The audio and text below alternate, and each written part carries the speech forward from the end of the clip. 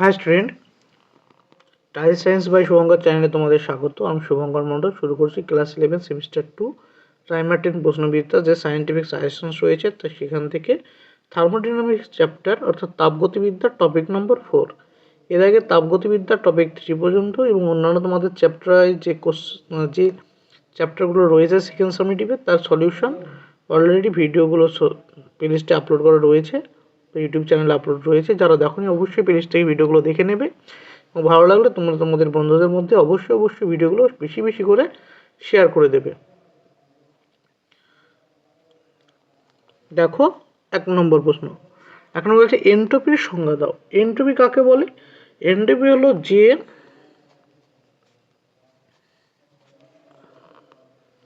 যে তাপ গতীয় ধর্ম বা অপেক্ষক কোনো সিস্টেমের গঠনকারী কণাগুলির বিশৃঙ্খলতা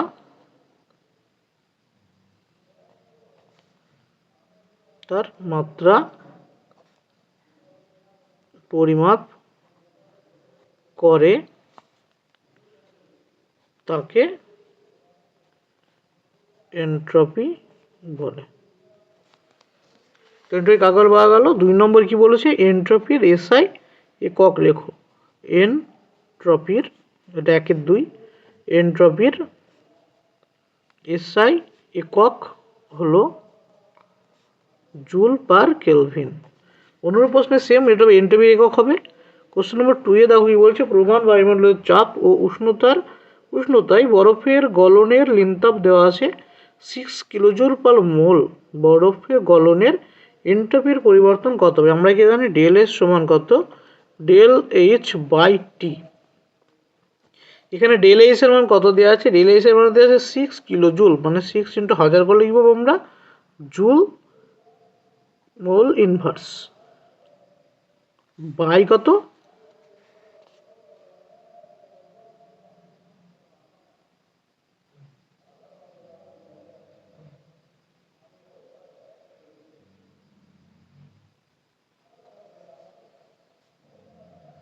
উষ্ণতা 200, গলন মানে কি? গলন 0 ডিগ্রিতে ঘটে, তাই 273 kelvin.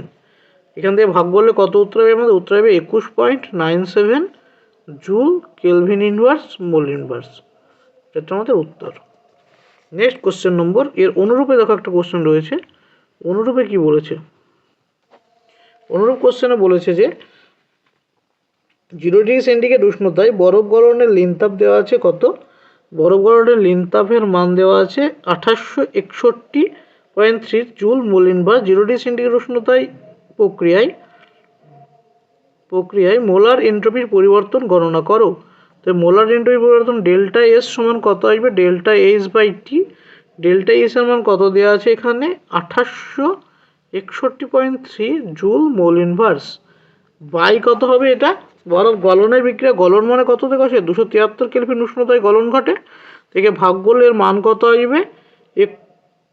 10.480 joule kelvin inverse mole inverse. এই গেল 2 এর অনুরূপ। নেক্সট কোশ্চেন নম্বর 3 দেখো কি বলেছে। তো 3-এরটাই বলেছে কি, 3-এর 1 নম্বর রোমানের 3-এর 1-এ বলেছে 0 ডিগ্রি সেন্টিগ্রেড তাপমাত্রায় বরফ গলনের লিনতাপ 80 ক্যালোরি পার গ্রাম দেওয়া আছে। প্রক্রিয়ায় মোলার এন্ট্রপির মান কত? 0 ডিগ্রি সেন্টিগ্রেড উষ্ণতায় বরফ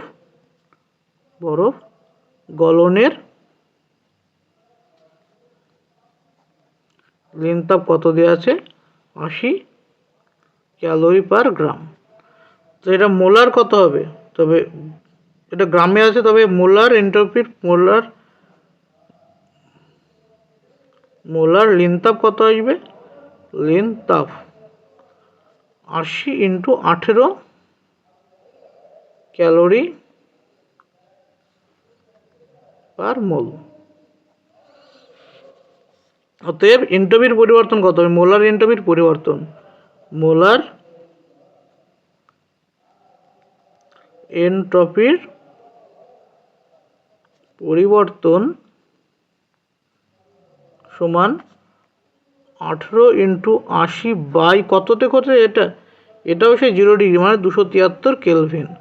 18 × 8 এটা মানে কি উপরে কি আসলো, উপরের ইউনিট, এটা আসলো ক্যালোরি মোল ইনভার্স এবং নিচে কেলভিন, ভাগ করলে কত আসবে, এটা 5.27 calorie kelvin inverse mole inverse.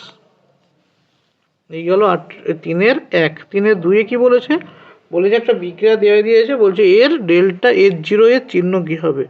বিক্রিয়া কি দিয়েছে দেখো, বলেছে 2H2SG প্লাস 3O2G থেকে কি তৈরি হয়েছে, 2H2OG প্লাস 2SO2G।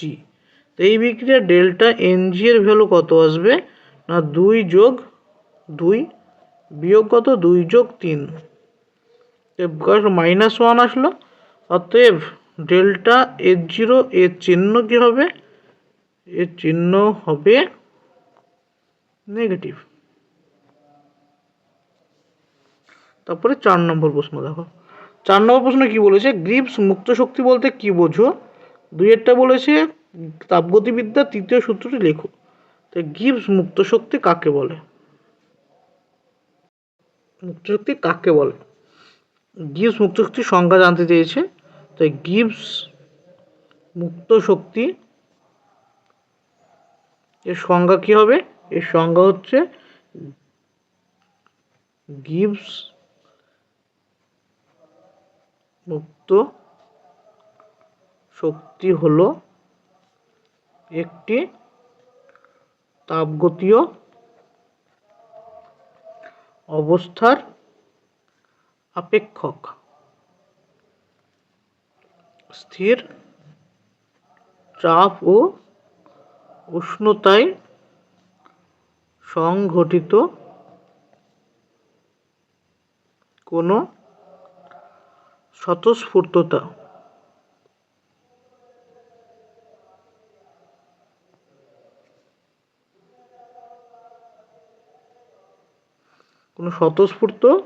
প্রক্রিয়ায় যার হ্রাসের মান থেকে বোঝা যায় উক্ত প্রক্রিয়ায়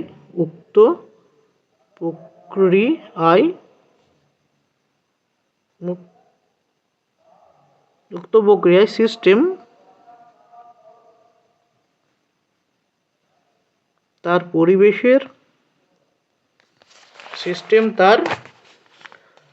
পরিবেশের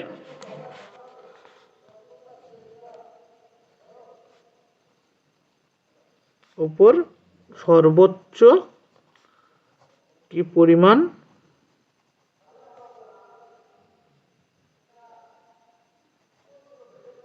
নেট কার্য বা ব্যবহারযোগ্য কার্য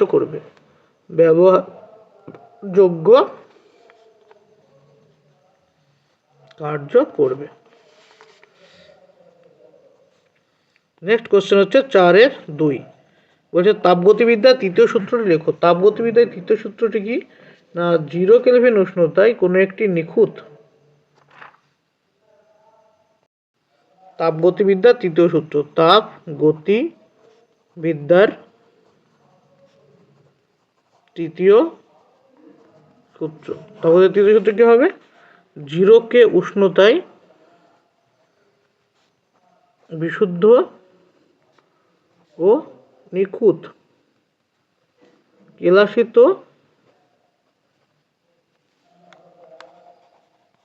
পদার্থের এনট্রপি শূন্য।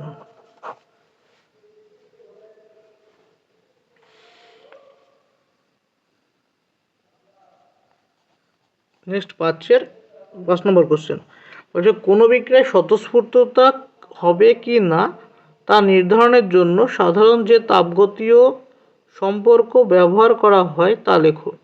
কোনো প্রক্রিয়া স্বতঃস্ফূর্ত হবে কি হবে না সেটা নির্ণয় করতে হলে যে তাপগতীয় সম্পর্ক আমরা ব্যবহার করি, তাপগতীয় সম্পর্ক কী ব্যবহার করি, delta G equal to delta S minus T del S. এই যে সম্পর্ক ডেল্টা জি মানে কি, গিবস মুক্ত শক্তির পরিবর্তন, গিবস মুক্ত শক্তির পরিবর্তন। ডেল্টা এস মানে কি, এনথালপির পরিবর্তন, এনথালপির পরিবর্তন। ডেল্টা এস মানে কি হয় না, এনট্রপির পরিবর্তন। আর টি মানে কি হয়,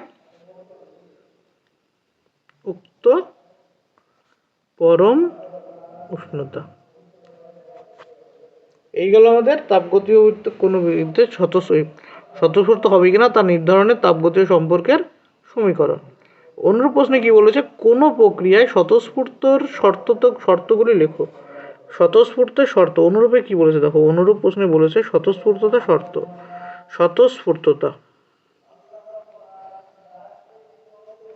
স্ফূর্ততার শর্ত 1 নম্বর শর্ত কি হবে, 1 নম্বর শর্ত হচ্ছে entropy, delta S.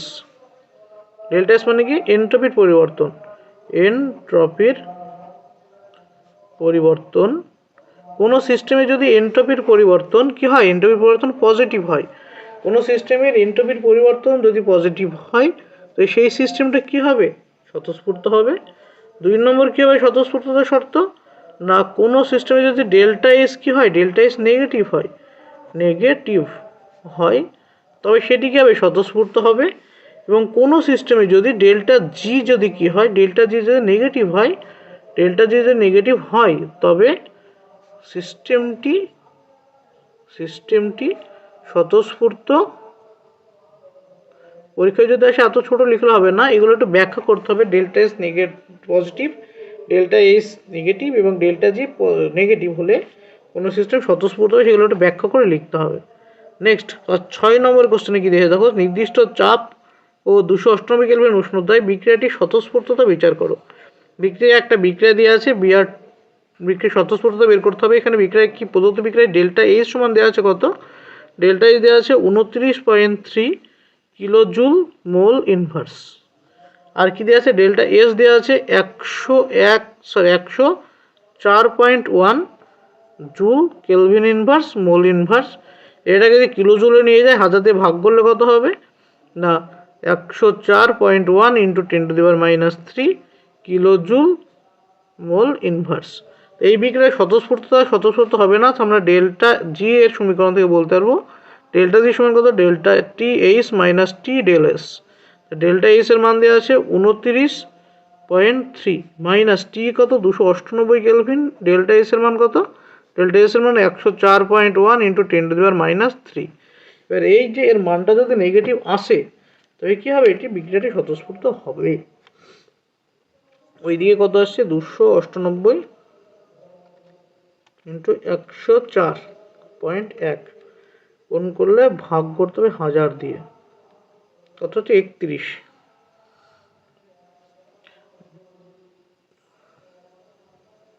Minus 29.3 minus 1.7218। এই তো মানটা কিসে আসলো, মাইনাস আসলো না, কিলোজুল মোল ইনভার্স। এই মানটা কিসে এসে দেখো মাইনাস এসছে, নেগেটিভ এসছে, সুতরাং ডেল্টা জি কি আসলো, ডেল্টা জি যেহেতু নেগেটিভ, অতএব যেহেতু ডেল্টা জি কি নেগেটিভ তাই এটি স্বতঃস্ফূর্ত প্রক্রিয়া। তারপরে কোশ্চেনে কি আছে, অনুরূপে দেখো একটা কোশ্চেন দেওয়া আছে এর সাথেই, অনুরূপ 6 এর অনুরূপ প্রশ্ন কি আছে, 6 এর অনুরূপ প্রশ্ন বলেছে যে একটা বিক্রিয়া দিয়ে দিয়েছে, বলছে ডেল এস ও ডেল এস এর মান দেওয়া আছে, ডেল এস অপরিবর্তন ধরে নিলে 500 কে উষ্ণতায় বিক্রিয়াটির স্বতঃস্ফূর্ততা নির্ণয় করতে বলেছে। এই বিক্রিয়া একইভাবে আমরা কি বের করবো, ডেল জি বের করবো। এই বিক্রিয়া ডেল্টা জি সমান কত, ডেল্টা জি সমান delta S minus T del S. Delta H এর মান কত দেওয়া আছে, ডেল্টা এইচ এর মান দেওয়া আছে মাইনাস 95.4 কিলো জুল, মাইনাস টি কত দেওয়া আছে 500 ইন্টু ডেল এস এর মান কত দেওয়া আছে মাইনাস 198.3 ইন্টু 10⁻³ কিলো জুল।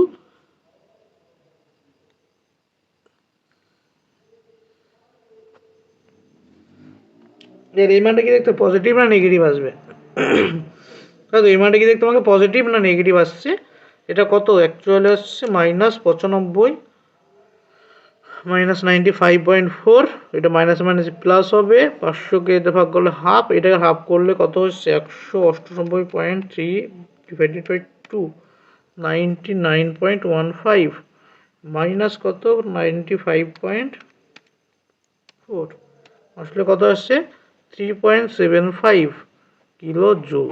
কত হলো এটা 3.75 কিসে এসছে পজিটিভ এসছে। অতএব যেহেতু ডেল্টা জি কি পজিটিভ, তাই আমরা কি বলতে পারবো, তাই প্রসেসটি মানে প্রক্রিয়াটি অস্বতঃস্ফূর্ত। এটা কোশ্চেন নম্বর 6। নেক্সট দেখো কোশ্চেন নম্বর 7 কি আছে। কোশ্চেন নম্বর 7-এ কি দিয়েছে, একটা বিক্রিয়া দিয়ে দিয়েছে। কি বিক্রিয়া 2x + y থেকে z তৈরি বলেছে 298 কেলভিন উষ্ণতায় ডেল্টা এস এবং ডেল্টা টি এর মান দেওয়া আছে। কোন উষ্ণতায় বিক্রিয়াটি স্বতঃস্ফূর্ত হবে? কোন উষ্ণতায় বিক্রিয়াটি স্বতঃস্ফূর্ত ধরে নাও ডেল্টা এস সীমার মধ্যে, উষ্ণতার সীমার মধ্যে ডেল্টা এইচ ও ডেল্টা এস এর মান অপরিবর্তিত থাকে। তাই কোন উষ্ণতায় এটি বলেছে কি দেখো, কোন উষ্ণতায় বিক্রিয়াটি স্বতঃস্ফূর্ত হবে।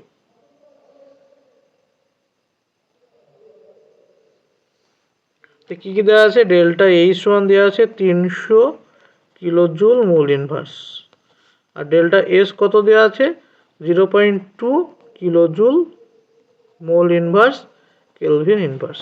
তো এই বিক্রিয়া ডেল্টা জি সমান কি জানি আমরা, delta H minus T del S. তো এখান থেকে আমরা কি বের করতে হবে, ডেল্টা বিক্রিয়া স্বতঃস্ফূর্ত হবে বলেছে। স্বতঃস্ফূর্ত মানে কি, স্বতঃস্ফূর্ত হবে মানে ডেল্টা জি নেগেটিভ। ডেল্টা জি নেগেটিভ মানে del H minus T del S কি আসছে নেগেটিভ, অর্থাৎ 0 থেকে ছোট। এখানে আমরা কি লিখতে পারি না, T less than del H by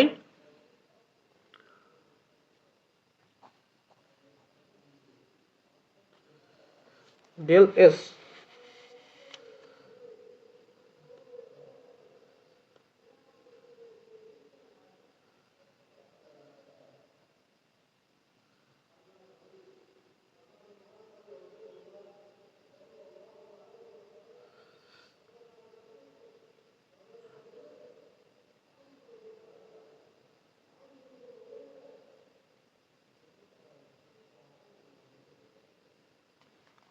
তাই যেহেতু দেখো দুটোই পজিটিভ, তাই এটা এই দিকে গ্রেটার দেন চিহ্ন হবে।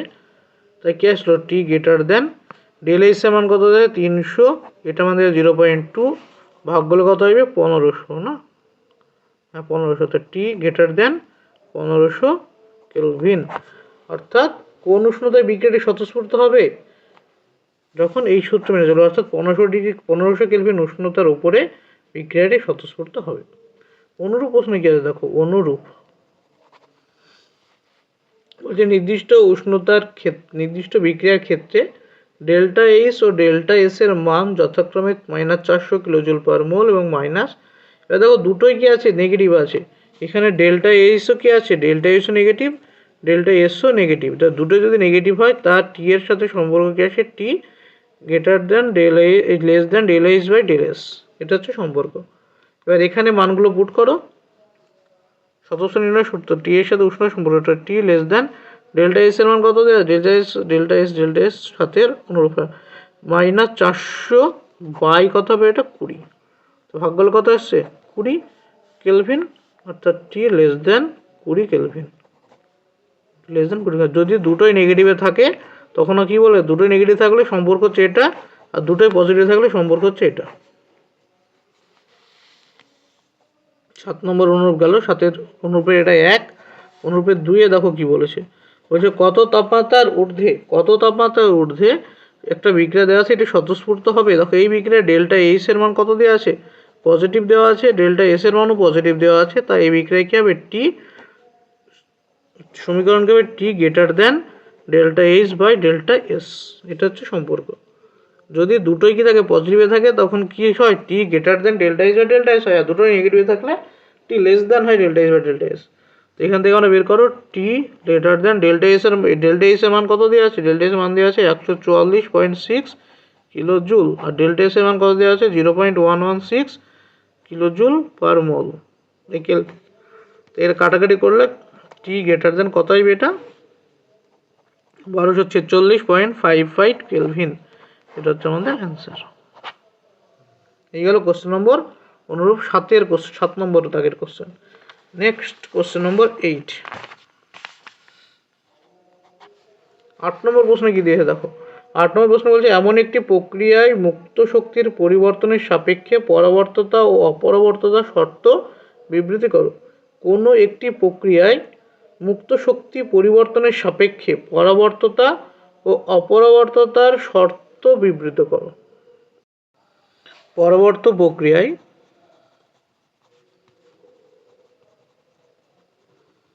ডেল্টা জি কত হয় 0 হয়, আর অপরবর্ত প্রক্রিয়ায় delta G not equal to 0। অর্থাৎ 2-এরটি কি বলছে, এমন দুটি প্রক্রিয়ার উদাহরণ দাও যেখানে এন্ট্রপির পরিবর্তন শূন্য হয়। তো এন্ট্রপির পরিবর্তন শূন্য হয় 1 নম্বর কি চক্রীয় প্রক্রিয়ায়। কোনো কার্য যদি চক্রীয় প্রক্রিয়ায় সম্পন্ন করা হয় সেখানে এন্ট্রপি পরিবর্তন কত শূন্য হবে। বি কখন যদি রুদ্ধতাপীয় পরবর্ত প্রক্রিয়া করা হয়, রুদ্ধতাপীয় পরাবর্ত প্রক্রিয়াতেও কি হবে এন্ট্রপির পরিবর্তন শূন্য হবে। দুটো প্রক্রিয়া কি কি চক্রীয় প্রক্রিয়া ও রুদ্ধতাপীয় পরবর্তী প্রক্রিয়ায় এন্ট্রপির পরিবর্তন কত হয় শূন্য হয়। নেক্সট কোশ্চেন নম্বর 9 বলছে সকল তাপমাত্রায় এনথালপি ও এন্ট্রপি কি ধরনের পরিবর্তনে কোনো প্রক্রিয়া স্বতঃস্ফূর্ত হয়। এনথালপি সকল তাপমাত্রা, এনথালপি ডেল্টা এর যদি কি হয় ডেল্টা এর যদি নেগেটিভ হয় এবং ডেল্টা এর যদি কি হয় পজিটিভ হয়। Delta S negative delta S যদি পজিটিভ হয় অর্থাৎ আমাদের সমীকরণ কি ডেল্টা এস মাইনাস এই equal to delta S minus T del S. এই প্রক্রিয়া এইটা হচ্ছে আমাদের কি মুক্ত শক্তি পরিবর্তনের সম্পর্ক সমীকরণ। যদি এখানে ডেল্টা এস কি হয় ডেল্টা এস যদি নেগেটিভ হয় এবং ডেল্টা এস যদি কি হয় পজিটিভ হয়, অর্থাৎ কোনো পরিবর্তন কি হবে তাপমুচি প্রক্রিয়া। ডেল্টা এস নেগেটিভ মানে কি তাপমুচি প্রক্রিয়া হতে হবে, আর এন্ট্রপি কি হতে হবে সিস্টেমের এন্ট্রপি যদি বৃদ্ধি পায়, সিস্টেমের এন্ট্রপি বৃদ্ধি পায় এবং তাপমুচি প্রক্রিয়া ঘটে, তবে ডেল্টা জি অল টাইম কী হবে delta G all time negative হবে। Delta G all time negative মানে বিক্রিয়াটা এই প্রসেসটা কী হবে প্রসেসটা স্বতঃস্ফূর্ত হবে। 9-2 কি বলেছে দেখো, বলেছে যে স্বাভাবিক স্ফুটনাঙ্কে জলের বাষ্পীভবনের লিনতাপ স্বাভাবিক স্ফুটনাঙ্কে জলের বাষ্পীভবনের লিনতাপ দেওয়া আছে এত কিলোজুল পার মোল, তবে বাষ্পীভবনের এন্ট্রপি নির্ণয় করতে হবে। ডেল্টা এস ভেপারাইজেশন বের করতে হবে, তো আমাদের কি ডেল্টা এস ভেপারাইজেশন বাই কত হয় টি। ডেল্টা এস ভেপারাইজেশনের মান কত দেওয়া আছে 40.75 কিলোজুল পার মোল দেওয়া আছে, বাই কি হবে টেম্পারেচার। তবে টেম্পারেচার ভেপারেশন কত হয় 373 কেলভিনের টেম্পারেচার ঘটে, ভেপারেশন ঘটে 373, ভাগ করলে কত হবে 0.1092 kilojoule kelvin inverse mole inverse. এটা হচ্ছে আমাদের অ্যান্সার। গেল question number 9। Next question number 10 দেখো। 10 নম্বর প্রশ্নে কি আছে, 10 নম্বর প্রশ্নে বলেছে যে কোনো কঠিন পদার্থ তরলে পরিণত হলে এন্ট্রপির মান কিভাবে পরিবর্তন হয়। কোনো কঠিন যদি তরলে পরিণত হয় তার এন্ট্রপি কি হবে এন্ট্রপি বাড়বে, এন্ট্রপি বৃদ্ধি পাবে। 2 নম্বর কোশ্চেন দেখো, O3 থেকে O2 হলে এন্ট্রপির কিরূপ পরিবর্তন হয়। O3 থেকে O2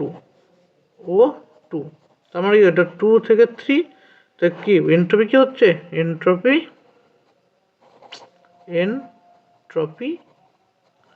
বাড়ে। এই গেল 10 নম্বর কোশ্চেনের উত্তর। এই ভিডিও পার্টে 10 পর্যন্ত সলিউশন করানো হলো। পরবর্তী আর খুব কম সংখ্যক কোশ্চেন রয়েছে যেগুলো পরবর্তী পার্টের ভিডিওতে খুব শীঘ্রই আপলোড করা হবে। তাই তোমাদের আবারও বলছি, রিকোয়েস্ট করছি তোমরা যত শীঘ্র পারো তাড়াতাড়ি ভিডিওগুলো বেশি বেশি মাত্রায় ছড়িয়ে দিয়ে যেন চ্যানেলটি বেশি মাত্রায় গ্রো হতে পারে সেটাতে তোমরা সাহায্য করো। সকলে মিলে তোমাদের কাছে তোমরা সকলে মিলে সাহায্য করো যাতে ভিডিও চ্যানেলটি আরও বেশি মাত্রায় গ্রো হতে পারে। Thank you.